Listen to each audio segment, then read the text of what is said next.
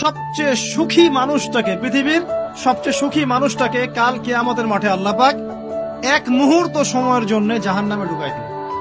কতটুকু সময়? এক মুহূর্ত। আল্লাহ পাক জানেন কতটুকু সময়। এরপর তাকে বের করে বলবেন,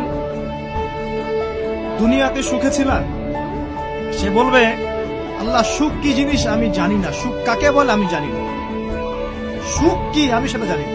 আল্লাহ সুখ কাকে বলে আমি সেটা জানি না। আর এই পৃথিবীর সবচাইতে নির্যাতিত, নিপীড়িত এবং দুঃখ ক্লেশে ভরা মানুষটাকে আল্লাহ পাক এই এক মুহূর্তের জন্য জান্নাতে ঢুকে দিয়ে বের করে নিয়ে আসে। বলবেন যে দুনিয়াতে দুঃখে ছিলা, কষ্টে ছিলা? এই ব্যক্তি বলবে, আল্লাহ কষ্ট কি জিনিস আমি জানি না, কষ্ট কাকে বলে আমি কষ্টের সংজ্ঞাই জানি না। এই ব্যক্তির তাকদিরে কি হবে পরে? এই ব্যক্তি জান্নাতের আরাফ নামক জায়গায় দাঁড়িয়ে থাকবে, চেহারাটা ঘুরিয়ে দেওয়া হবে জাহান্নামীদের দিকে। সে বলবে যে আল্লাহ চেহারাটা খালি আমাকে জান্নাতের দিকে ঘুরায় দাও, আমি জান্নাতে যেতে চাচ্ছি না, খালি চেহারাটা ঘুরায় দাও, বাস এনাফ। আল্লাহ বলবেন আর কিছু চাবো না তো? না, আর কিছু চাবো না। ঠিক আছে, চেহারা ঘুরাই দেবে।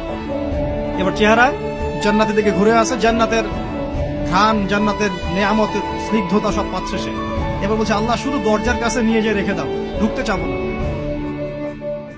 আল্লাহ বলবেন যে এইবার কথা দিয়ে কথা রাখবা?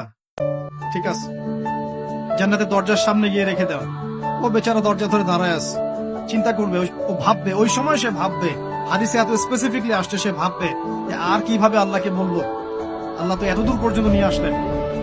এরপর বলবে যে জাস্ট একটু উকি দিব, আল্লাহ খালি একটু উকি দিতে, ঢোকানোর দরকার নেই, খালি উকি দিব।